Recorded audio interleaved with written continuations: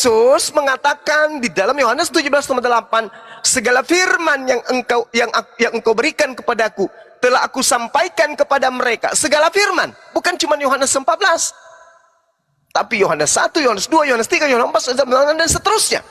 Semuanya telah aku sampaikan, dan mereka percaya bahwa engkaulah yang telah mengutus aku.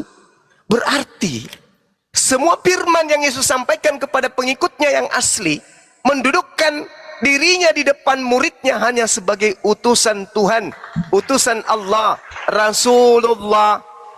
Tapi nilai itu kemudian bergeser ketika Anda berada pada posisi Kristen, di mana Kristen adalah menganut ajaran tiga Tuhan, satu pribadi, tiga Tuhan, satu hakikat. Sedangkan itu tidak pernah diajarkan oleh Yesus. Contoh misalnya, pandangan Anda menuju kepada Yesus bahwa dia adalah Tuhan dikarenakan ada oknum yang datang di kitabnya Paulus atau di kitab Wahyu yang mengaku Yesus dan mengaku sebagai bintang timur dan mengaku sebagai Alfa dan Omega, akulah awal dan akulah akhir. Kedudukan Anda mengimani kitab itu menjadikan semua Anda sama ratakan dengan ucapan-ucapan Yesus yang ada ketika ia menyampaikan ucapan itu kepada muridnya yang asli. Itu kesalahan fatal. Saya urai pelan-pelan, 1 menit. Kalau Anda mengatakan ini adalah Tuhan, telah sekian lama aku bersama engkau Filipus, namun engkau tidak mengenal aku. Barang siapa telah melihat aku, ia telah melihat Bapa. Bagaimana engkau berkata, tunjukkanlah Bapa itu kepada kami? Yesus di sini heran. Wahai Filipus, kamu itu sudah lama sama aku. Kan sudah kubilang, Tuhan itu, Bapa itu tidak bisa dilihat, tidak bisa didengar. Kok kamu masih minta ditunjukkan kepada Tuhan itu kepadamu? Kok mau mati sekarang? Tuhan kalau datang mati, hancur dunia ini, alam semesta ini akan hancur lebur. Kok kamu minta tunjukkan Tuhan itu? Bapa tidak akan pernah bisa dilihat. Yohanes 5 nomor 37. Bapa yang mengutus aku, kamu tidak pernah mendengar suaranya. Kamu tidak pernah melihat wajahnya, suaranya pun tidak pernah kau dengar. Lalu kau minta untuk ditunjukkan Bapa itu? Kamu gila, Filipus. Sesungguhnya apa yang aku katakan adalah ucapan Tuhan. Apa yang aku kerjakan, makananku adalah melakukan pekerjaan diperintahkan oleh Tuhan. Maka siapa yang melihat aku, siapa yang mendengar aku, sama dengar, melihat dan mendengarkan Tuhan. Karena ucapanku ucapan Tuhan, perkataanku perkataan Tuhan, pekerjaanku pekerjaan Tuhan. Yohanes 3 nomor 34. Makananku adalah melakukan pekerjaan-pekerjaan yang diperintahkan Bapa untuk aku kerjakan. Jadi ketika Anda mengatakan siapa melihat Yesus sama dengan melihat Bapa, berarti siapa yang membunuh Yesus sama dengan membunuh Bapa, gitu. Siapa yang melahirkan Yesus sama dengan melahirkan Bapa, gitu. Siapa yang menampar Yesus sama dengan menampar Bapa. Siapa yang menyunat Yesus sama dengan menyunat Bapa. Ini agama apa ini yang kayak gini-gini? Jadi saudara, Anda memandang itu tadi karena Anda adalah seorang Kristen. Tapi kalau seorang Islam, seorang Yahudi melihat pengakuan-pengakuan Yesus ini adalah pengakuan seorang nabi, bukan pengakuan Tuhan. Demikian. Terima kasih Bang Juma atas itu tanggapannya ya. Menurut saya sih memang kan di dalam kitab 14 ini saya sebagai orang Kristen tidak menyangkal bahwa Yesus itu adalah nabi. Saya tidak menyangkal bahwa Yesus itu adalah rasul. Bahwasannya Yesus adalah Alfa Omega, saya tidak menyangkal. Tapi yang saya lihat dari kepribadian Yesus berani menyatakan pernyataan bahwa dirinya akulah jalan kebenaran dan hidup. Jadi saya boleh bertanya ini Bang Juma ya? Boleh. Jadi untuk agama Abang ya, saya mau tanya, adakah pernyataan-pernyataan mohon maaf, saya harus menyebutkan namanya, Nabi Muhammad SAW, bahwasannya dia adalah salah satu materai yang bisa dipercaya, bahkan dia adalah objek yang bisa menyelamatkan kita sebagai manusia.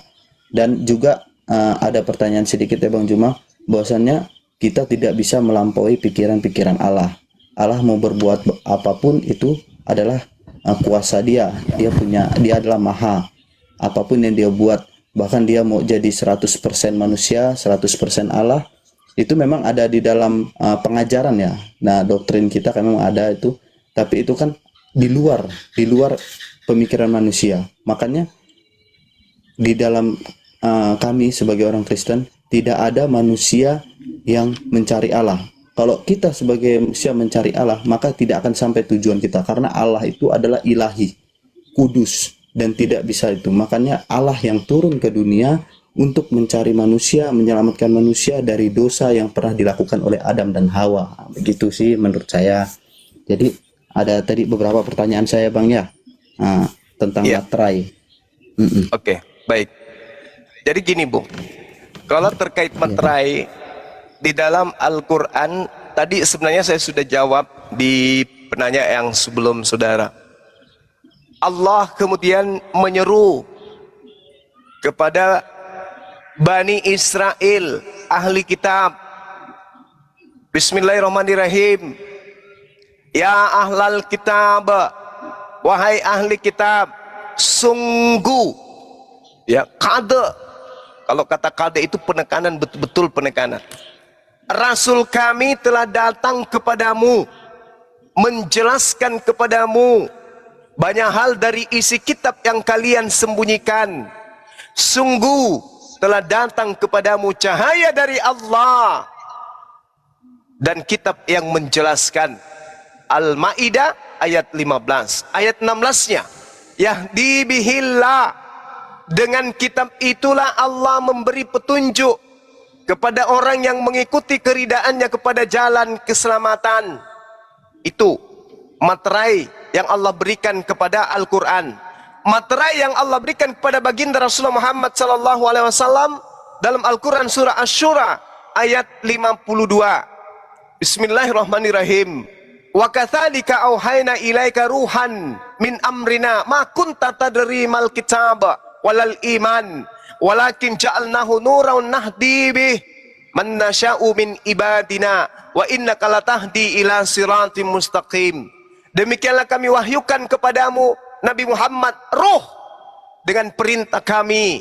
Sebelumnya engkau tidaklah mengetahui apakah kitab itu dan apakah iman itu, tetapi kami jadikan Al-Quran itu sebagai cahaya. Dengan itu kami memberi petunjuk siapa yang kami kehendaki di antara hamba-hamba kami. Dan sungguh engkau wahai Nabi Muhammad benar-benar membimbing seluruh umat manusia kepada jalan yang lurus. Itu salah satunya. Itu salah satunya. Wa innaka latahdi ila siratal mustaqim, kata Allah. Wa innaka latahdi ila siratal mustaqim, dan sungguh engkau benar-benar membimbing manusia pada jalan yang lurus. Wa ma arsalnaka illa kaffatan linnas, dan tiadalah aku mengutus engkau wahai Nabi Muhammad melainkan kepada seluruh umat manusia. Itu Al-Quran. Kalau Anda mencari materai untuk Yesus diutus untuk seluruh umat manusia, itu tidak akan pernah Anda temukan. Gimana? Ada sih sebenarnya. Cuman, seperti saya lupa di mana, tapi Yesus pernah mengatakan, jadikanlah semua bangsa muridku dan baptislah dia dalam nama Allah Bapa, Putra dan Roh Kudus. Itu salah satu bentuk. 28. Jadi gini, Bang ya, tadi kan yang menyatakan bahwa Muhammad ini adalah Rasul itu kan adalah Allah ya, Allah, Allah Subhanahu Wa Taala ya kan. Betul. Nah, tapi kalau di dalam Yesus itu dia sendirilah yang menyatakan dirinya kepada manusia, ya, bukan melalui pembicaraan. Oh, inilah Yesus yang harus kamu, enggak. Dia menyatakan dirinya sendiri, akulah jalan kebenaran dan hidup. Dia menyatakan sendiri, akulah. Makanya pada zaman Yesus, orang Yahudi menentang dia. Karena di dalam kitab Taurat, Yesus ini sudah melangkahi Allah. Ya Bang ya, benar ya. Jadi Yesus ini sudah melangkahi Allah. Bahkan perkataan dia ini sama dengan Allah, begitu. Makanya kami orang Kristen, saya udah paham maksud Bang Juma. Sebenarnya saya sudah paham bahwasannya Yesus itu yang saat ini jadi perbedaan kita adalah saya mengakui Yesus itu adalah Tuhan, itu saja sebenarnya. Kalau Yesus itu adalah Nabi, Yesus adalah Rasul, Yesus adalah apa tadi ya? Ya pokoknya rasul, nabi, itu ataupun dia pengajar, ya saya mengakui dia, saya tidak menyangkal dia. Tapi yang kami rasakan sekarang ada bahwasannya adalah Yesus itu berani menunjukkan dirinya, memberikan jaminan, memberikan materai kepada manusia bahwasanya akulah jalan kebenaran dan hidup.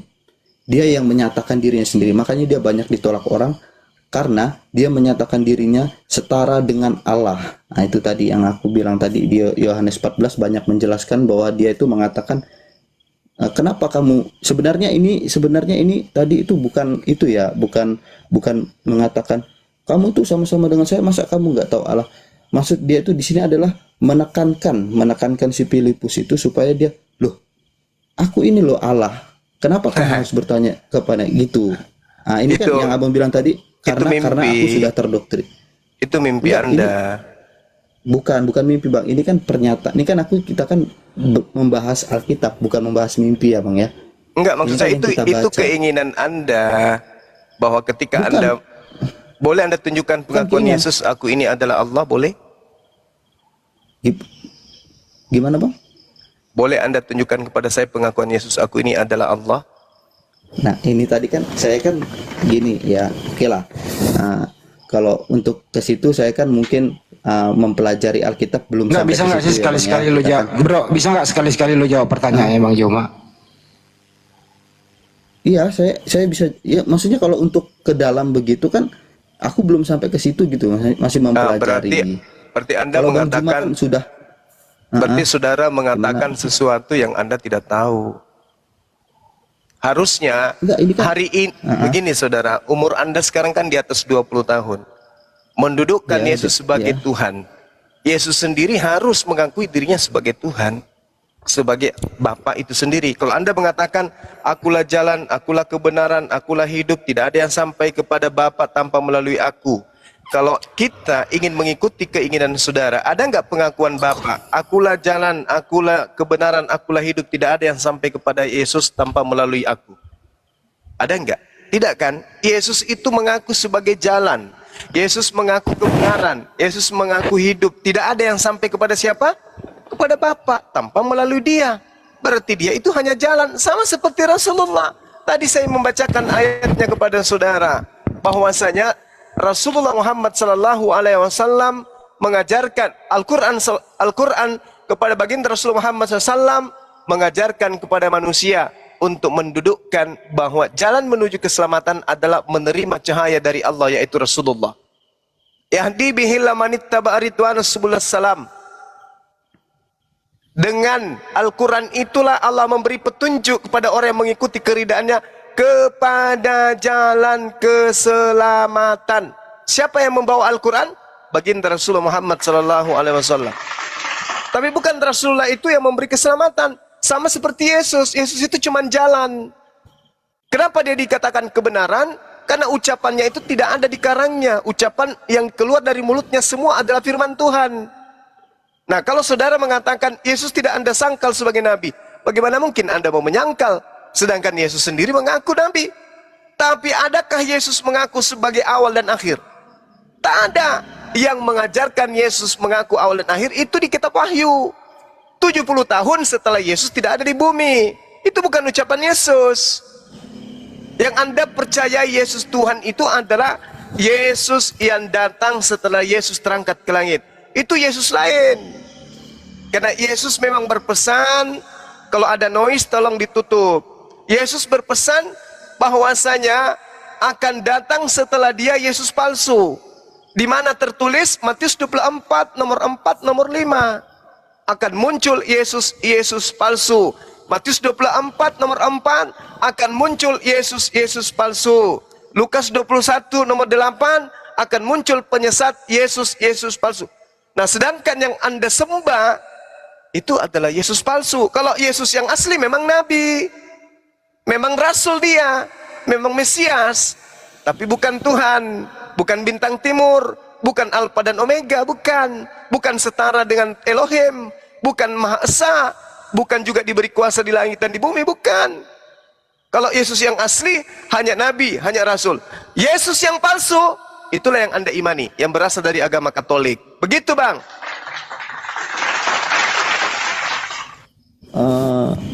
Oke Bang. Jadi di tadi Abang bilang bahwasannya yang kami sembah adalah Yesus palsu. Uh, apakah ada apa ya, bukti yang menyatakan bahwa Yesus itu palsu? Kenapa? Sorry, saya lagi baca WA. Gimana? Oh, gini kan Gimana? tadi Abang bilang bahwasannya orang Kristen sekarang menyembah Yesus palsu. Betul. Nah, jadi dari mana Abang bisa mengatakan bahwa Yesus yang kami sembah adalah Yesus yang palsu? Yesus yang Sedangkan kebangkitan dia disaksikan oleh banyak orang. siapa? Yang dia menunjukkan Sebutkan satu orang, siapa yang menyaksikan dia bangkit dari kubur? Satu aja. Satu aja, siapa kepada namanya? murid-muridnya.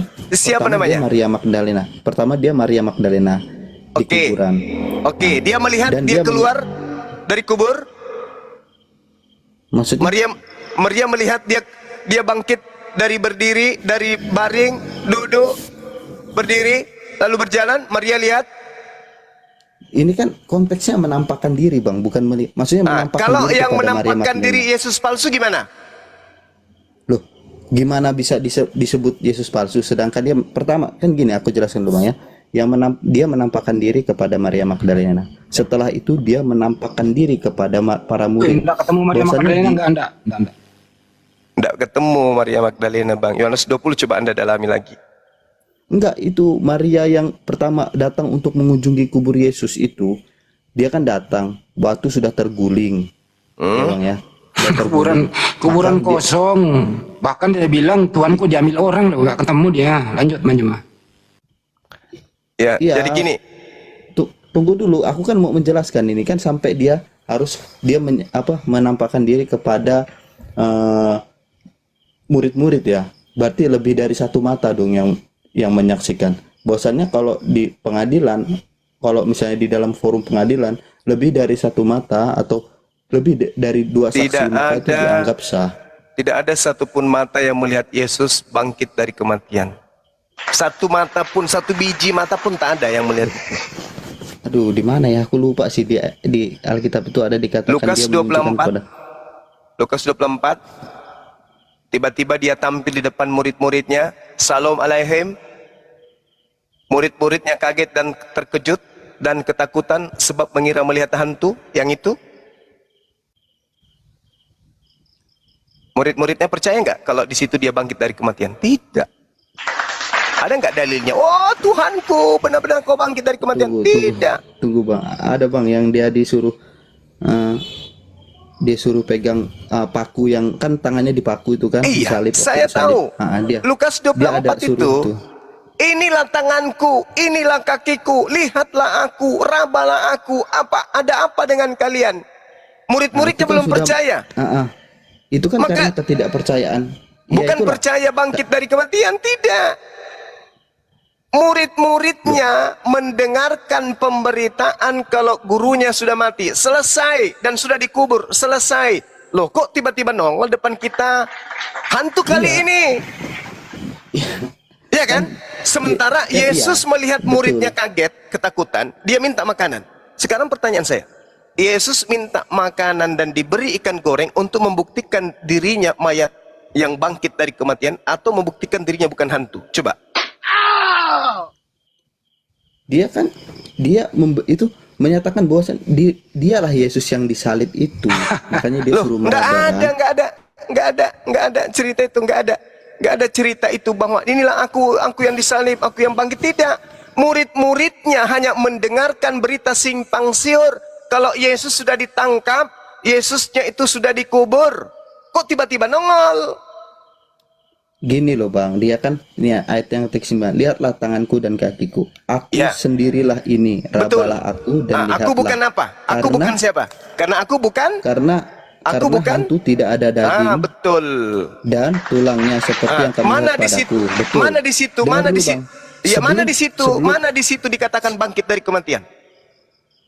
Loh, gini sebelum Yesus kan mengalami kelahiran, kematian dan bangkit pada hari yang ketiga. Itu kan sudah dijelaskan. Dia sudah mengajar kepada muridnya. Oh, enggak ada itu, enggak ada. Sebelumnya. Enggak ada itu, Bang. Enggak Kok ada. nggak ada sih? Nah, saya kasih clue-nya. Matius 12 nomor 38 sampai nomor 40. Apa kata Yesus? Pada waktu itu berkatalah beberapa ahli Taurat dan orang Farisi kepada Yesus, Guru, kami ingin melihat suatu tanda darimu. Tetapi jawabnya kepada mereka, angkatan yang jahat dan tidak setia ini menuntut suatu tanda. Tetapi kepada mereka tidak akan diberikan tanda selain tanda Yunus. Sebab seperti Yunus tinggal dalam perut ikan 3 hari 3 malam, demikian juga anak manusia akan tinggal di dalam rahim bumi 3 hari 3 malam. Ini tanda untuk siapa? Ini tanda untuk siapa, Bang? Gimana? Yesus mengatakan orang ahli Taurat dan orang Farisi yang adalah angkatan jahat minta satu tanda. Dan tidak akan diberikan satu tanda pun kepada angkatan jahat dan angkatan tidak setia ini kecuali tanda Yunus. Sebab Yunus 3 hari 3 malam dalam perut ikan, demikian juga anak manusia 3 hari 3 malam dalam perut bumi. Ini tanda untuk siapa? Si Yunus lah. Ini tanda untuk angkatan jahat. Betul? Tapi Betul? ini ya, Bang, Enggak, saya tanya dulu. Betul tidak ini iya, angkatan betul, untuk angkatan betul, jahat? betul. Betul. Ya. Berarti orang yang percaya bangkit pada hari ketiga itu adalah angkatan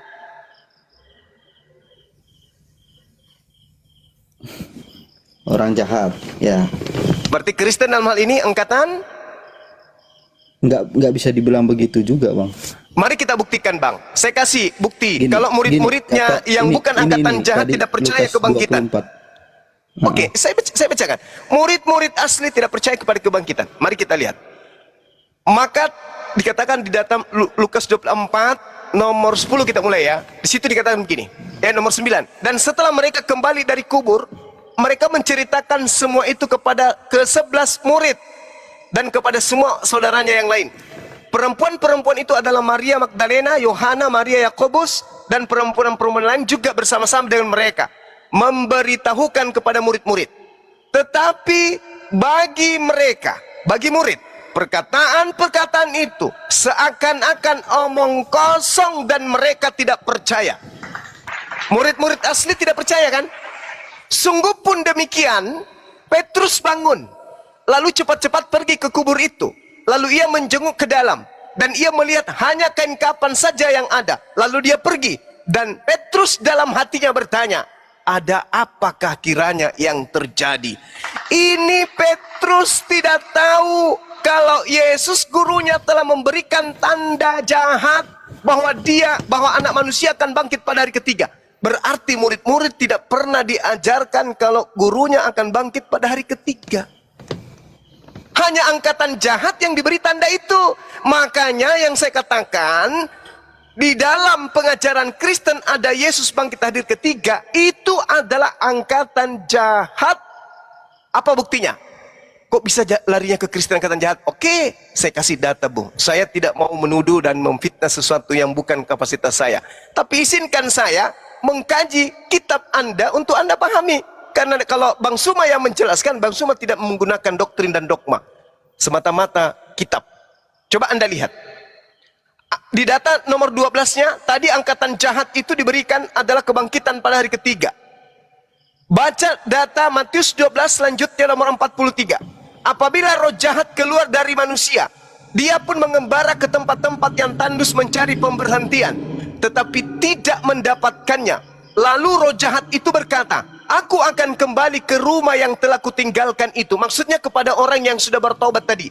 Maka pergilah ia mendapati rumah kosong itu. Artinya rumah yang orang yang sudah bertobat, bersih, tersapu dan rapi teratur.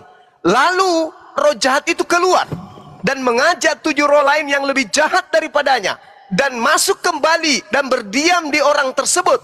Maka akhirnya keadaan orang itu lebih buruk daripada keadaannya yang semula.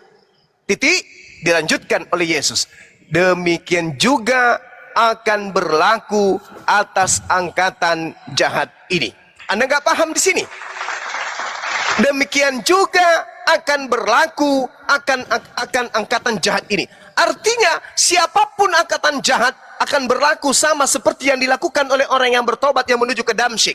Bertobat menuju ke Damsyik, bertobat dari membunuh murid-murid Yesus. Habis itu dia ke Damsyik. Ketika dia di Damsyik, dia kedatangan roh jahat. Roh jahatnya keluar memanggil 7 roh jahat yang lainnya, lalu masuk ke dalamnya. Setelah dia masuk ke dalamnya, 8 roh jahat masuk ke dalam Paulus. Apa yang terjadi? Hukum Tuhan yang Taurat itu adalah sampah. Tidak ada orang benar karena melakukan hukum Taurat. Yesus yang adalah nabi-nabi yang diutus oleh Tuhan kepada Bani Israel itu adalah mati terkutuk di atas tiang salib. Yang tadinya Yesus mengajarkan dalam Matius 8 nomor 4, persembahkanlah korban binatang. Tiba-tiba yang menjadi korban adalah Yesus anak Maria. Semuanya yang tadinya Yesus mengatakan siapapun yang menghilangkan hukum Taurat meskipun yang paling terkecil dalam Matius 5 nomor 19, maka dia akan menempati neraka. Tiba-tiba menjadi apa? Dengan matinya Yesus di atas tiang salib, Yesus telah membatalkan hukum Taurat beserta segala perintah yang ada di dalamnya. Ini siapa yang memasuki tubuh Paulus sehingga ajarannya benar-benar 2 kali lebih jahat daripada ajaran sebelum dia bertobat. Inilah yang dikatakan oleh Matius 12 bahwasanya demikian juga akan berlaku atas angkatan jahat ini. Jadi orang Kristen itu adalah angkatan jahat. Murid-muridnya sekali lagi di dalam Lukas 24, malah Petrus ketika datang ke kuburan, apa kata Petrus dalam hatinya? Apa yang sedang terjadi ya? Kalau Petrus ini adalah angkatan jahat, maka pasti dia akan mengatakan, oh iya memang dia mengatakan bahwa dia akan bangkit pada hari ketiga karena dia memberikan tanda Yunus. Tapi Petrus tidak masuk dalam kelompok itu. Murid-murid tidak masuk dalam kelompok itu. Bahkan Yesus ketika muncul di tengah-tengah mereka, Shalom alaikum, murid-muridnya kaget dan ketakutan karena mengira melihat hantu. Lalu mereka mengatakan, kena ada apa ini guru? Gurunya mengatakan apa? Inilah aku, rabalah aku, ini kakiku, ini tanganku, sebab hantu tidak bertulang dan tidak berdaging. Adakah di antaramu yang memiliki makanan? Maka Yesus diberi ikan goreng. Makan Yesus. Apakah dia ingin membuktikan dia hantu atau ingin membuktikan dia manusia? Dia membuktikan dirinya adalah manusia. Tak ada hubungannya dengan kebangkitan. Andai saja bung, kebangkitan itu adalah mutlak terjadi pada diri Yesus, maka ketika Yesus muncul, Assalamualaikum atau Shalom alaikum, maka murid-muridnya akan bertepuk tangan kegirangan, berlari memeluk gurunya dan berkata, Haleluya, Tuhan kita telah bangkit, benar-benar bangkit. Faktanya mereka ketakutan. Kenapa ketakutan? Karena Yesus tidak pernah mengajarkan bangkit dari kematian. Jadi kalau Anda mengatakan, sabar, sedikit lagi, 30 detik. Jadi kalau Anda mengatakan Yesus itu bangkit dari kematian, itu berarti Anda angkatan jahat. Karena Yesus mengatakan bahwa angkatan jahat ini minta suatu tanda dan tidak akan diberikan suatu tanda apapun kecuali tanda Yunus. Jadi siapa yang menerima 3 hari 3 malam dalam perut bumi atau dalam kuburan, bangkit pada hari ketiga berarti, karena cuma 3 hari, maka itu termasuk dalam kelompok angkatan jahat. Ingat Matius 12 nomor 43 sampai nomor 50 yang saya bacakan tadi, sampai nomor 45, bahwa angkatan jahat ini demikian juga akan berlaku atas angkatan jahat ini, yaitu kemasukan 8 roh jahat ke dalam tubuh mereka. Jadi dalam tubuh Kristen itu masing-masing memiliki 8 roh jahat berdasarkan Matius 12 dari data 38 sampai data 45. Demikian. Ya, tadi kalau aku sih belum lari dari Lukas 24 ya. Bahwasannya Yesus mengatakan kepada mereka bahwasannya ada tertulis demikian, Mesias harus menderita dan bangkit dari antara orang mati pada hari yang ketiga. Dan lagi dalam namanya dalam namanya berita tentang pertobatan dan pengampunan dosa harus disampaikan kepada segala bangsa mulai dari Yerusalem. Kamu adalah saksi dari semuanya ini, dan aku akan mengirim kepadamu apa yang dijanjikan Bapakku, tetapi kamu harus tinggal dalam kota ini sampai kamu diperlengkapi dengan kekuasaan dari tempat tinggi. Jadi ini tadi yang dikatakan Yesus ini kepada murid-muridnya ini, Bang. Oke, kita ulas dulu. Yang Anda baca itu Lukas 24 nomor 44 sampai 46. 46. Ya, 46 sekarang sampai 49. Iya, sekarang mari kita buktikan apakah ini betul atau ini Anda bullshit. Yesus berkata kepada mereka, inilah perkataanku yang telah kukatakan kepadamu ketika aku masih bersama-sama dengan kamu, yakni bahwa harus digenapi semua yang tertulis tentang aku dalam kitab Taurat Nabi Musa, kitab Nabi-Nabi, dan kitab Mazmur. Lalu membuka pikiran mereka sehingga mereka mengerti kitab suci. Katanya kepada mereka, kata Yesus kepada mereka, ada tertulis demikian, Mesias harus menderita dan bangkit pada hari ketiga di antara orang mati. Tolong tunjukkan dalam kitab Taurat ada tertulis begini. Tunjukkan. Kalau ada, saya berhenti menjadi apologet Islam. Saya turun, saya bubarkan apologet Islam Indonesia. Kalau ada. Di mana dalam kitab Tauratnya Nabi Musa tertulis Mesias akan menderita dan bangkit di antara orang mati pada hari yang ketiga. Tunjukkan. Kalau ada sekarang juga, besok saya menikah lagi. Kalau ada loh ya. Mana? Iya, nanti coba saya pelajari. Untuk sekarang kan saya hanya membahas tadi itu kan mengapa orang Kristen percaya sama Yesus yang tadi kan aku bilang. Yang Yesus yang dipercaya Kristen itu adalah Yesus yang datang kepada Paulus. Yang mengaku, akulah Yesus yang kau aniaya. Nah itu, Yesus yang itu. Tapi kalau Yesus yang datang mengajarkan pemberitaan Injil, itu beda. Memang Yesus menubuatkan, Lukas 21:8. Waspadalah kepada penyesat yang datang kepadaku dengan memakai namaku. Penyesat datang dengan memakai namaku. Berarti penyesat itu mengaku Yesus. Ketika Paulus menuju ke Damsyik, apa kata Paulus? Siapakah engkau Tuhan? Ingat Matius 12 tadi, ketika orang itu sudah bertaubat, roh jahat keluar daripadanya, maka roh jahat itu berjalan mencari pemberhentian di padang gurun. Lalu ia berkata, aku akan kembali ke rumah yang kutinggalkan itu. Maksudnya kembali kepada orang yang bertobat tadi dari membunuh murid-murid Tuhan.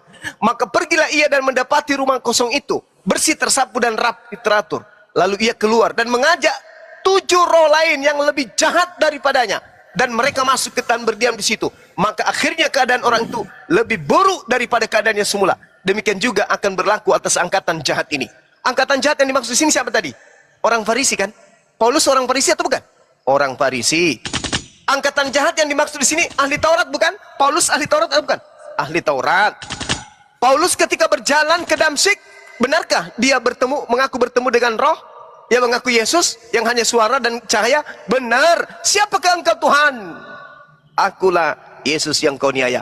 Berarti kata Yesus, waspadalah kepada penyesat yang datang kepadamu dengan memakai namaku. Lukas 10:18, Yesus melihat iblis jatuh dari langit berupa cahaya turun ke bumi. Lihat lagi bang, Yesaya 14:12. Wah bintang timur, putra matahari, putra fajar, engkau telah jatuh ke bumi. Nomor 13-nya Anda baca, dia ingin menyamai yang maha tinggi. Nomor 14-nya Anda baca, dia ingin naik menaungi awan, melewati awan-awan untuk meninggikan tahtanya dan menyamai yang maha tinggi. Itu siapa? Helal bin Sakar ini siapa? Dia adalah iblis Lucifer. Coba Anda lihat dalam Wahyu 22 nomor 16, ada makhluk dengan membawa-bawa nama Yesus. Akulah Yesus dari tunas Daud, bintang timur gilang gebilang. Siapa yang bintang timur tadi? Iblis. Di dalam Yesaya 14 nomor 12 itu adalah iblis. Dan lagi-lagi ada di Wahyu 22 nomor 16 ada makhluk mengaku Yesus. Ingat pengakuan Yesus. Dalam Matius 24 nomor 24. Waspadalah sebab Yesus palsu dan nabi-nabi palsu akan datang dan akan menyesatkan banyak orang. Camkanlah, aku sudah mengatakannya terlebih dahulu. Oleh karena itu, apabila ada orang berkata ada Mesias di padang gurun, ada Yesus di padang gurun, ada Mesias di padang gurun, ada Mesias dalam bilik, jangan kau percaya. Sebab kedatanganku yang kedua nanti ditandai dengan cahaya yang bersinar dari timur sampai ke barat. Berarti kedatangan yang kedua Yesus itu nanti di akhir zaman ditandai dengan cahaya yang bersinar dari timur ke barat. Maksud Yesus, kalau ada orang datang mengaku bertemu dengan Yesus, bertemu dengan aku di padang gurun, jangan kau percaya. Ingat, ke Damsyik itu adalah padang gurun. Baca di dalam 1 Raja-Raja 19 nomor 25. Kalau nggak salah. Tolong bantu saya teman-teman. Ada yang bisa menunjukkan Raja-Raja 19 nomor 25. Mudah-mudahan saya tidak keliru. Nggak nyampe itu ayatnya. Sampai bang, Nggak sampai nyampe bang. ayatnya, bang. Sampai Satu Bang, sampai. raja-raja. Satu Satu Raja-Raja raja-raja, 19. satu raja-raja, satu 19. raja-raja. Sorry, satu raja-raja berapa tuh ya? Satu raja-raja 19. Satu raja-raja 19, Bang. Nomor berapa itu ya? Oh, yang jelas satu raja-raja 19. Nomor 10 kali ya. Bang Handi, Apa itu? satu raja-raja kalau menuju Damsik itu adalah padang gurun. Aduh, kok saya bisa lupa ya? Oh, Apa sih? Mama. Maksudnya yang mana yang mau dicariin? Ke padang gurun? Iya, satu raja-raja padang gurun, satu raja-raja berapa itu ya? Ada Ya di Allah sini. ya Karim. Ya Allah Satu ya Karim. raja-raja 19 nomor 4. Nomor 4 ya? 19 nomor 4. Bisa dibaca Bang Andi? Tetapi ia sendiri masuk ke padang gurun sehari perjalanan jauhnya, lalu duduk di bawah sebuah pohon ara. Kemudian Bukan. Padang gurun menuju ke Damsik. Oh, itu. Iya. Lupa saya. Kok saya jadi pelupa sekarang? 15 bukanlah? 15 ya teman-teman ya. Satu raja-raja 19:15. Iya. Firman Tuhan kepadanya.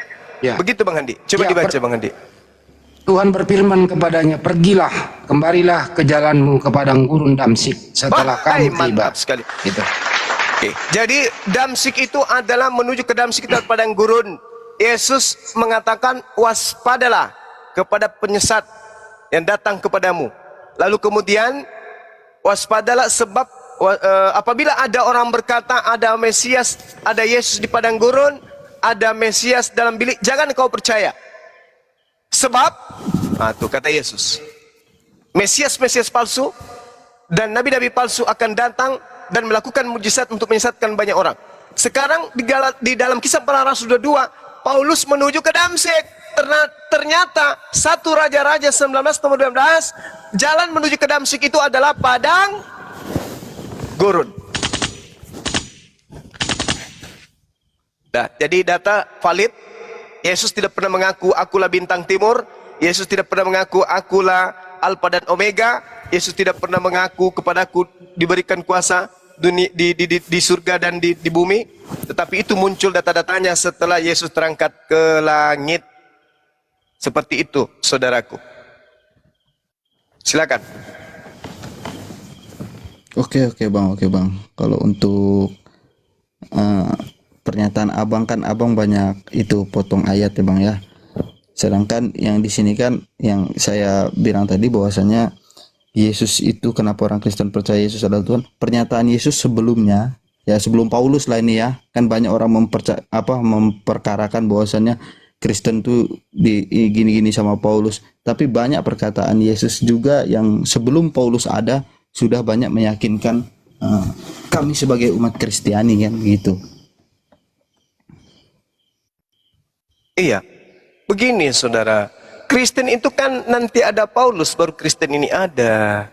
Tidak ada Kristen sebelum ada Paulus itu nggak ada Kristen. Kalau sejarahnya Kristen itu timbul dari sejarah gereja ya bang ya, bukan? Iya, justru itu. Justru itu. Ya, jadi, Yesus tidak pernah mendirikan gereja. Apa ya bang? Yesus tidak pernah mendirikan gereja, bang. Ya dia bukan mendirikan gereja, tapi kan di waktu itu kan ada bait Allah, ada tempat pengajar-pengajar, iya. Bait Allah itu tidak boleh masuk orang yang tidak bersunat, tidak boleh masuk orang yang makan babi, nggak boleh masuk orang yang tidak mandi junub, tidak boleh masuk orang yang tidak mentahirkan diri, membasuh kaki, membasuh tangan. Tidak ada kursi di dalam bait suci, nggak ada. Nggak boleh pakai sepatu. Nggak boleh pakai sepatu, nggak boleh pakai sandal. Bukan gereja, itu beda. Ini kan tadi pembahasannya kan kenapa Paulus gitu kan. Ini kan melalui sejarah gereja bang sebenarnya. Kenapa Kristen itu ada? Bukan karena Paulus menguar-nguarkan. Awal dari munculnya itu kan di Antioquia bang. Jemaat mula-mula itu kan di Antioquia. Iya, siapa yang sampai di Antioquia? Yesus atau Paulus?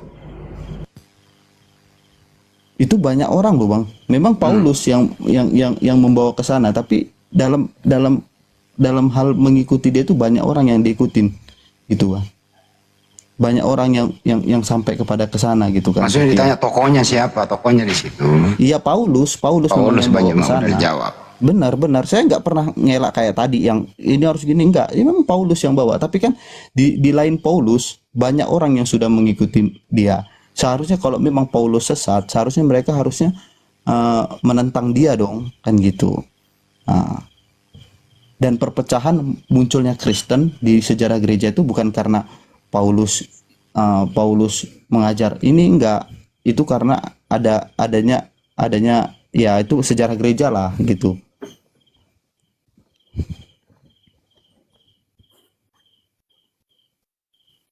Jadi bukan aku enggak aku applause sih yang disampaikan oleh Bang Juma sih, memang aku applause. Enggak ada yang enggak, maksud saya ya fair aja, itu kan dalam tanggapan Islami begitu. Kalau tanggapan Kristen ya enggak seperti itu gitu loh. Menurut Anda Ya, menurut Anda itu ajaran Paulus sinkron nggak dengan ajaran Yesus? Maksudnya sinkron? Ya kan Maksudnya dia itu mengajarkan seirama nggak? kebaikan, ya. Nyambung nggak ajaran Yesus dengan ajaran Paulus?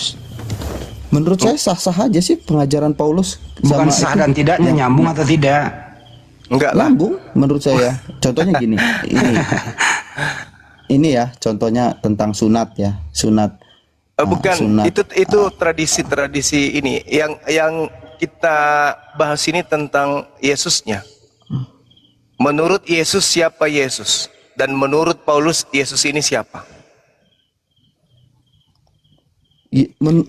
Menurut Paulus sampai sekarang Yesus itu adalah Tuhan karena pernyataan Yesus. Nah sekarang menurut Yesus dirinya siapa?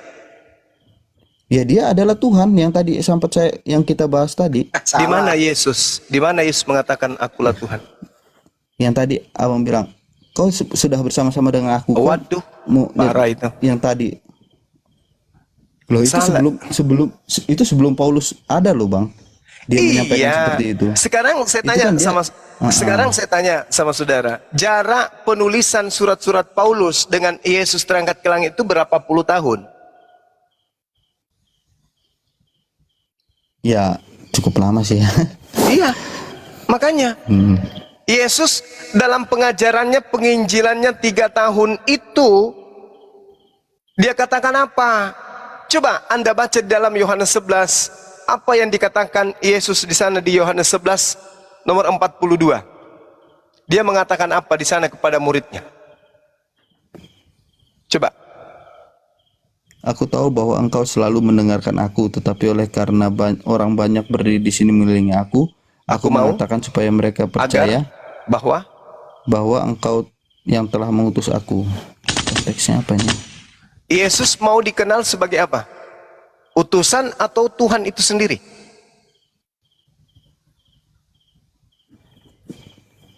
Ya utusan. Ya utusan. Aku Tapi tahu ini bahwa konteksnya lain loh ini Bang. saya tahu.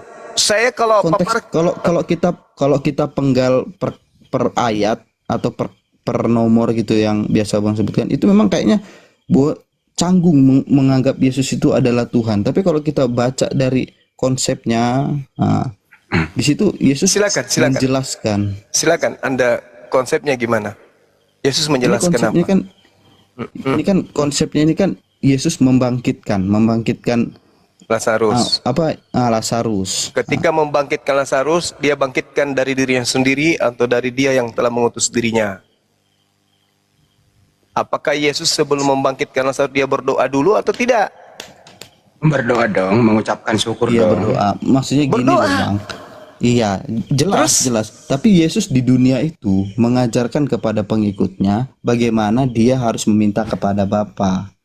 Gitu. Pengikutnya yang Anda maksud di sini Kristen. Pengikut Kristus. Maksudnya Pengikut Kristus. yang kan Kristen ini muncul nanti setelah Paulus ke Antioquia. 20 tahun setelah Yesus. Sekarang permasalahannya murid-murid Yesus ini sebelum Paulus melantik dirinya menjadi rasul, terlebih dahulu dia membasmi murid Yesus dulu. Sekarang pengikut Yesus ketika Yesus ini mengajar di Galilea, Pengikutnya mendudukkan Yesus ini sebagai nabi, rasul. Orang-orang Yahudi itu menunggu Mesias, bukan menunggu Tuhan. Maka yang datang Yesus itu sebagai Mesias, bukan sebagai Tuhan. Inti dari ajarannya ketika dia datang kepada Bani Israel, Bung, ada dua kelompok. Yang pertama kelompok yang menerimanya, yang kedua kelompok yang menolaknya. Kristen belum ada. Kristen bukan kelompok dari sini. Kristen itu muncul nanti belakangan. Nah, ketika Yesus datang di tengah-tengah Bani Israel, ada dua kelompok dari satu komunitas, yaitu Yahudi. Kelompok yang pertama menerima Yesus, kelompok yang kedua menolak Yesus. Yang menerimanya ini bukan menerimanya Tuhan, menerimanya sebagai Mesias. Yang tidak menerimanya inilah yang memberontak, ingin membunuh sang Mesias. Sehingga ketika ada propaganda mereka buat makar membunuh sang Mesias yang diterima belasan orang ini, mereka mengupayakan kemudian segala siasat dan tipu muslihat untuk menjerat Yesus agar mati. Nah, upaya mereka ini digagalkan oleh Allah. Allah mengangkatnya ke atas, ke surga, ke langit. Selesai perkara. Buku ditutup. Selesai. Tidak ada lagi masalah. Nah, berjalannya waktu 5 tahun, 10 tahun, 15 tahun, 20 tahun, sampai kemudian muncul orang-orang Farisi menulis-nulis surat, menjual cerita-cerita tentang oknum disalib, bangkit dan bla bla bla bla, dijual ke Roma. Maka terbentuklah agama Katolik. Makanya tidak ada benang merah antara Yahudi dan Kristen sudah 2000 tahun tidak bersatu, karena memang sejatinya tak ada hubungannya. Itu Anda harus paham. Kalau Anda tidak percaya, coba kita baca Yohanes 11.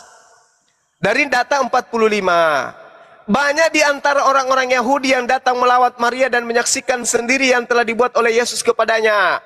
Tetapi ada yang pergi kepada orang-orang Farisi dan menceritakan kepada mereka apa yang diperbuat oleh Yesus. Lalu imam-imam kepala dan orang-orang Farisi memanggil mahkamah agama untuk berkumpul. Dan mereka berkata, apa yang harus kita perbuat? Sebab Yesus ini berbuat banyak mujizat. Apabila kita biarkan Yesus, maka semua orang akan percaya kepada Yesus. Dan orang-orang Roma akan datang dan merampas tempat suci kita serta bangsa kita. Kalau kita biarkan Yesus, maka orang-orang Roma akan datang merampas tempat suci kita dan bangsa kita. Itu yang terjadi, Bung. Itu yang terjadi.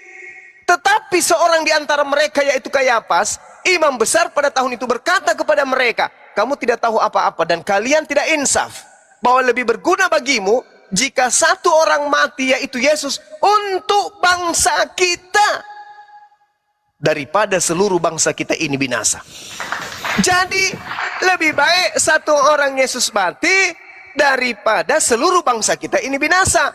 Hal itu dikatakannya bukan dari dirinya sendiri, tetapi sebagai imam besar pada tahun itu bernubuat bahwa Yesus akan mati untuk BANGSA, bangsa itu. Imam besar Kayafas pada tahun itu bernubuat bahwa Yesus akan mati untuk bangsa itu, dan bukan hanya untuk bangsa itu saja, tetapi juga untuk mengumpulkan dan mempersatukan anak-anak Elohim yang bercerai-berai. Maksudnya keturunan Yakub yang sudah bercerai-berai. Mulai hari itu mereka sepakat untuk membunuh Yesus. Ingat, ini satu perikop saya bacakan kepada Anda. Mereka sepakat membunuh Yesus sebab kalau Yesus mereka tidak bunuh, orang Roma tidak akan datang. Orang Roma akan datang merampas tempat suci mereka dan merampas bangsa mereka. Supaya itu tidak terjadi, maka Yesus harus mati untuk bangsa Israel, bukan untuk orang Kristen. Jadi selesai, sabar, selesai perkara. Yesus disidang, Yesus bla bla bla bla bla. Mereka melakukan kesaksian palsu, mereka membuat tipu-tipu muslihat, mereka kemudian melakukan kesaksian-kesaksian dan apapun yang bisa menjerat Yesus. Perkara selesai, Yesus terangkat ke langit. Yang disalib mereka, yang digantung mereka adalah orang yang berkhianat kepada Yesus. Tutup buku. Tak, tak, tak, tak, tak. Puluhan tahun kemudian, bahkan 2-3 tahun abad kemudian, diresmikanlah Yesus menjadi Tuhan pada saat konsili Nisia tahun 325 Masehi. Sebelumnya Yesus ini bukan Tuhan, bukan. Tapi ketika orang-orang Farisi menulis surat, maka dikumpulkan surat-surat itu, maka ada yang lolos pada pengkanonan kitab, yaitu kitab yang dikanon 4. Lukas, Markus, Matius, Yohanes. Inilah kitab yang mereka gunakan. Kitab-kitab lain yang tidak sesuai dengan imannya orang Yahudi, kepercayaan orang Romawi, mereka tolak. Filipus tolak kitabnya, Barnabas ditolak kitabnya, Thomas di kitabnya ditolak, Maria ditolak semua, Andreas ditolak semua. Karena kenapa? Kitab-kitab ini menceritakan tentang Yesus, tentang pada saat dia nikah, berumah tangga, bla bla dan seterusnya. 4 kitab yang berkesesuaian dengan ajaran Roma itulah yang diterima. Ditambah surat-surat Paulus 13 buku, ditambah lagi buku Ibrani yang tidak jelas siapa penulisnya. Begitu juga Petrus, tulisan Paulus itu sendiri dikumpulkan menjadi satu, plus perjanjian lama yang sudah dikoreksi, yang sudah direvisi berkesesuaian dengan imannya orang Yahudi. Maka semua nama-nama Tuhan Elohim, Tuhannya bangsa Yahudi, Elohim, Eloa, El Shaddai dan seterusnya, itu dihapus, diganti semua menjadi Theos. Apa itu Theos? Dewa.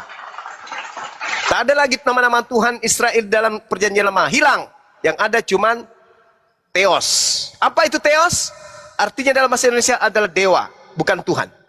Nah, sehingga lahirlah Kristen. Jadi tidak ada hubungannya. Makanya Islam datang meluruskan ajaran Nabi Isa yang dibelokkan oleh ahli kitab, lahirlah Kristen. Itu yang perlu Anda pahami. Iya. Makanya kalau Anda cari, Bung, kalau Anda cari 10 detik, kalau Anda cari pengakuan Yesus, akulah Alfa dan Omega, kepadaku diberi kuasa di dunia di akhirat, aku awal dan akhir, akulah bintang timur, itu tidak akan Anda temukan.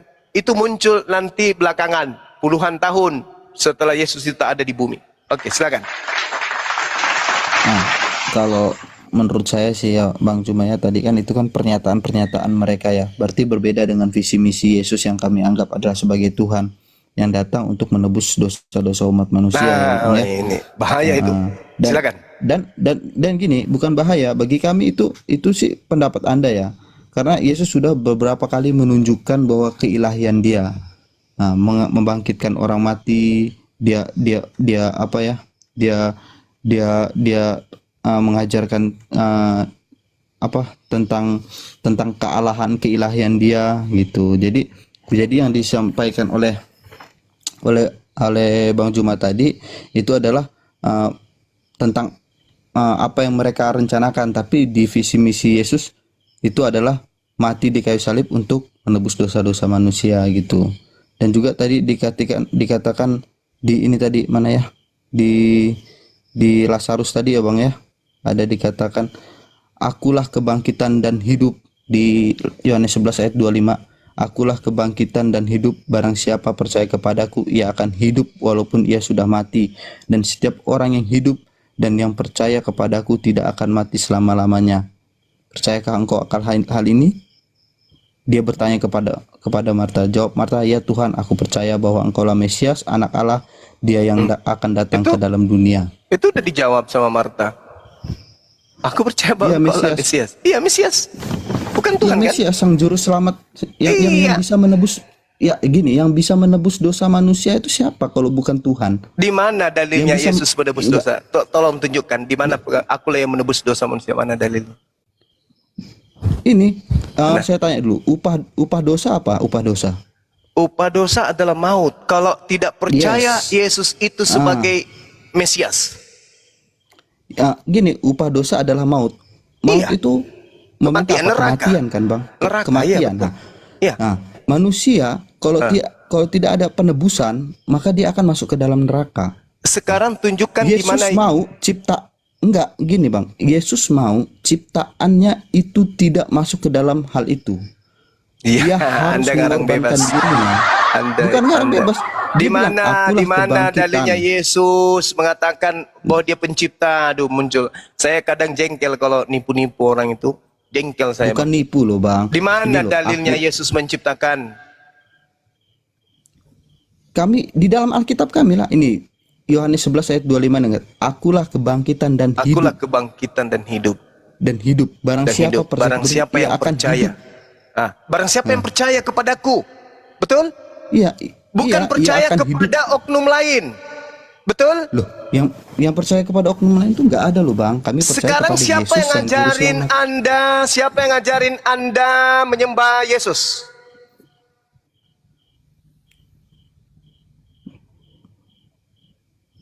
Maksudnya gimana bang? Menyembah Yesus? Ya, Anda kan mempertuhankan Yesus kan? Anda mengibadahi Yesus kan? Anda mengatakan itu adalah Iya. Tuhan. Siapa yang mengajarkan itu? Loh, Yesus sendiri mengatakan, akulah kebangkitan dan hidup. Barang siapapun ia akan hidup.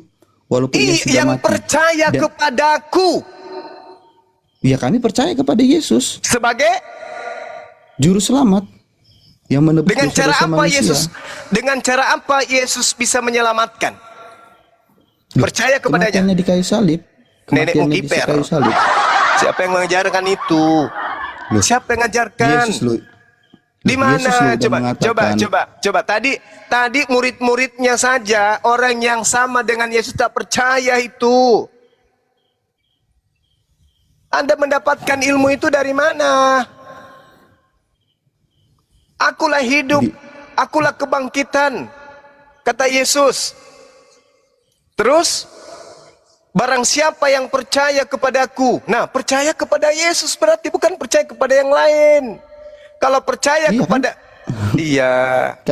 kami percaya kepada Yesus. Kalau sebagai Anda juru percaya selamat kami yang kepada hidup. Yesus, Anda tidak akan mungkin menggantikan Tuhannya Yesus. Sekarang Yesus mengatakan Tuhan satu-satunya itu siapa? Lah, dia sendiri kan yang tadi kita udah baca loh tadi di Lukas mulai tadi loh, ngaco. Bang. Yohanes Bukan 17 ngaco. nomor 3, hidup kekal itu adalah mereka mengenal Engkau atau mengenal aku. Yohanes berapa tadi, Bang? 17 nomor 3, Bung. Hidup kekal itu adalah mereka mengenal Engkau satu-satunya Tuhan yang benar dan mengenal Yesus Kristus yang Engkau utus. Berarti Yesus dikenal sebagai apa? Utusan. Makanya, aduh gimana ya saudara saya ini. Akulah kebangkitan dan hidup, barang siapa yang percaya kepadaku, ia akan hidup walaupun ia sudah mati. Dan setiap orang yang hidup dan yang percaya kepadaku tidak akan mati selama-lamanya. Percayakah engkau akan hal ini? Maria mengatakan, ya Tuhan, aku percaya bahwa engkaulah Mesias, Anak Allah, dia yang akan datang ke dalam dunia. Jelas sekali kok. Iya, Bang, betul. Yang dikatakan bahwa Yesus adalah utusan Allah. Memang betul. Itu dalam konteks kemanusiawian dia. Kan udah tadi ini sudah masuk ke kan ajaran ada- Kristen ini.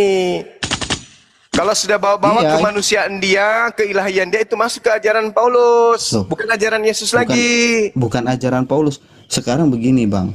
Siapa yang bisa membatasi kuasa Allah? Allah mau berbuat apa, siapa yang bisa membatasin? Kalau Allah mau berbuat demikian, maka jadilah demikian, kan begitu? Maksudnya Anda ingin menjual bahwa Maria melahirkan Tuhan, gitu. Bukan, maksud saya yang Abang bilang tadi bahwasanya Yesus itu ini. Kalau Yesus mau, kan Yesus kami bilang dia mengatakan seperti ini, mengajarkan bahwasannya dia itu juga manusia, dia juga ilahi. Itu Nah, itu siapa yang mengajarkan Anda bahwa dia juga ilahi?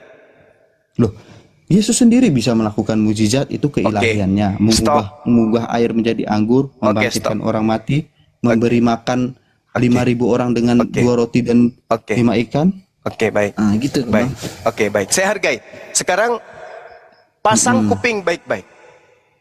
Yohanes 5:36. Tetapi aku mempunyai suatu kesaksian yang lebih penting daripada kesaksian Yohanes, apalagi hanya kesaksian jemaat gereja, yaitu segala pekerjaan yang diserahkan Bapa kepadaku, supaya aku melaksanakannya. Pekerjaan itu juga yang kukerjakan sekarang, dan itulah yang memberi kesaksian tentang aku, bahwa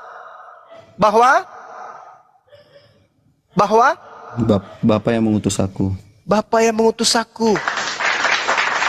Anda mengatakan membangkitkan orang mati, membuat air jadi anggur. Bahkan saya mengatakan, andai saja Yesus bisa menjadikan matahari menjadi 5, matahari terbit dari selatan, terbenam di barat, dan Yesus naik ke langit, ke gunung yang paling tinggi, menggunakan toa yang paling kencang didengar seluruh umat manusia sekalipun.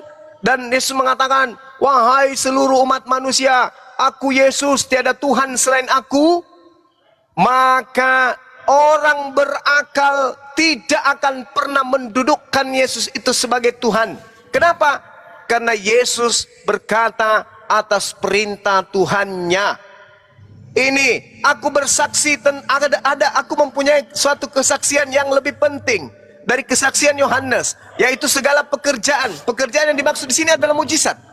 Mujizat yang diberikan, yang diserahkan Bapa kepadaku supaya aku melakukannya di depan orang-orang Yahudi. Pekerjaan itulah yang bersaksi tentang aku, bahwa Bapa yang telah mengutus aku. Justru Yesus membangkitkan orang mati, membuat air menjadi anggur, orang buta melihat, orang lumpuh berjalan, untuk meyakinkan penolak-penolaknya bahwa dia ini adalah Mesias utusan Tuhan. Tapi Kristen yang muncul ratusan tahun, ribuan tahun setelahnya, justru menjadikan itu sebagai bukti ketuhanan. Itu lucu. Yesus mempersaksikan semua yang aku lakukan, pekerjaan apapun itu, pekerjaan itu yang bersaksi bahwa Bapa yang telah mengutus aku. Itu menurut Yesus. Tapi Anda mengatakan dia punya sisi kelainan. Mana? Maka itu orang mati. Halo, kesaksian Yesus menurut tentang itu semua hanyalah bukti kenabiannya, bukti kerasulannya, bukti bahwa dia adalah Mesias. Makanya Bung, terakhir ya, biar ada yang lain bisa menanggapi. Di dalam Matius 7, coba Anda baca, apa yang Anda alami nanti. Menurut Yesus, bukan menurut saya. Kata Yesus dalam Matius 7 nomor 15, waspadalah kepada nabi-nabi palsu yang datang kepadamu. Ini perkataan Yesus kepada muridnya yang asli, bukan Kristen yang muncul puluhan ratusan tahun berikutnya. Waspadalah terhadap nabi-nabi palsu yang datang kepadamu dengan menyamar seperti domba, tetapi sesungguhnya mereka adalah serigala yang buas. Dari buahnya kamu akan mengenal mereka. Dapatkah orang memetik buah anggur dari semak duri, atau buah ara dari rumput duri? Demikianlah setiap pohon yang baik menghasilkan buah yang baik, sedangkan pohon yang tidak baik menghasilkan buah yang tidak baik. Tidak mungkin pohon yang baik itu menghasilkan buah yang tidak baik, walaupun pohon yang baik itu menghasilkan buah yang, atau pohon yang tidak baik itu menghasilkan buah yang baik. Dan setiap pohon yang tidak menghasilkan buah yang baik pasti ditebang dan dibuang ke dalam api. Jadi dari buahnya kamu akan mengenal mereka. Bukan setiap orang yang berseru kepadaku Tuhan, Tuhan akan masuk ke dalam kerajaan langit, melainkan dia yang melakukan kehendak Bapakku yang ada di langit. Pada hari terakhir banyak orang akan berseru kepadaku Tuhan, Tuhan, bukankah kami telah bernubuat demi namamu, mengusir setan demi namamu, mengadakan mujizat demi namamu juga?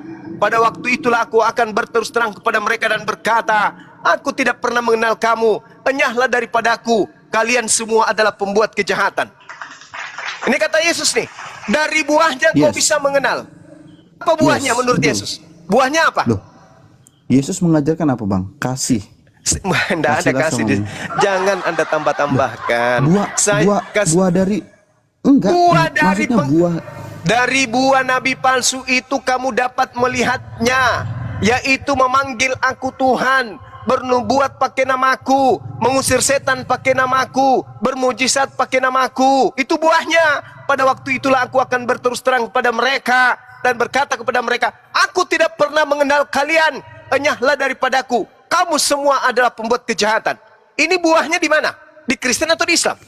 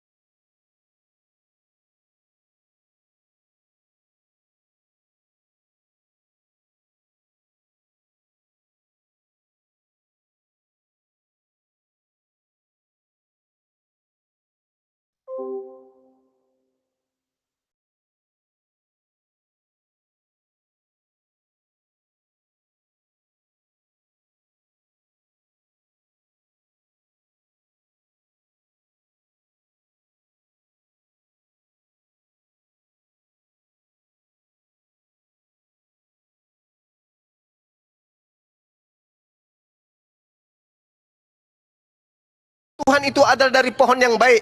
Ada juga yang memanggil aku Tuhan tapi dari pohon yang tidak baik. Tanda-tandanya memanggil aku Tuhan, bermujizat pakai namaku, bernubuat pakai namaku, mengusir setan pakai namaku, tetapi tidak melakukan kehendak Bapakku yang ada di surga. Coba Anda baca. Bukan setiap orang yang berseru kepada aku Tuhan akan masuk ke dalam kerajaan surga, melainkan dia melakukan kehendak Bapakku yang di surga. Saya mau uji, atas kehendak siapa Anda ke gereja hari Minggu? Hari Ingat? Sabat kan? Sabat hari apa? Hari perhentian. Sabat itu hari apa? Hari perhentian. Hari Sabat ketujuh. itu hari- Hari ketujuh. Hari ketujuh itu hari apa? ketujuh. Hari ketujuh itu hari apa? Lah ya bisa dihitung lah. Hari Minggu lah. Ya. Hari Ahad. Hari Ahad itu hari pertama hari Minggu. Hari Sabat itu Ya, hari Sabtu. Itu hari ketujuh. Hari Sabtu itu hari ketujuh. Bukan hari Minggu. Hari Minggu itu adalah Sunday, hari Dewa Matahari, hari penyembahan dan hari rayanya, hari pesta-pestanya orang Roma Yunani adalah hari Sunday, hari Minggu. Kalau hari Sabat itu hari Sabtu. Itu yang pertama. Atas kehendak siapa Anda kemudian makan babi?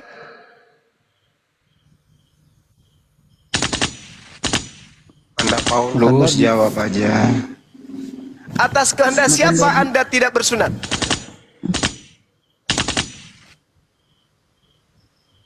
Atas kehendak siapa Anda menjadikan Paulus sebagai rasul? Yesus sudah tertulis di dalam kitab, Bang. Bintang Itu semua, Bang. timur. Harus sesuai dengan kehendak Bapa, Bung. Anda baca Matius 7:21. Bukan setiap orang yang berseru kepadaku Tuhan, Tuhan, mar, kurios, lar, akan masuk ke dalam kerajaan surga, melainkan dia yang melakukan kehendak Bapakku yang ada di surga. Berarti Yesus menyerahkan semuanya kepada Bapa. Boleh Anda memanggil dia Tuhan, boleh. Yang penting Anda melakukan kehendak Bapa. Tapi adakah kemudian Bapa mengajarkan memanggil Yesus Tuhan? Tidak. Jadi yang memanggil Yesus Tuhan, bermujizat pakai nama Yesus, mengusir setan, bernubuat pakai nama Yesus, apa kata Yesus?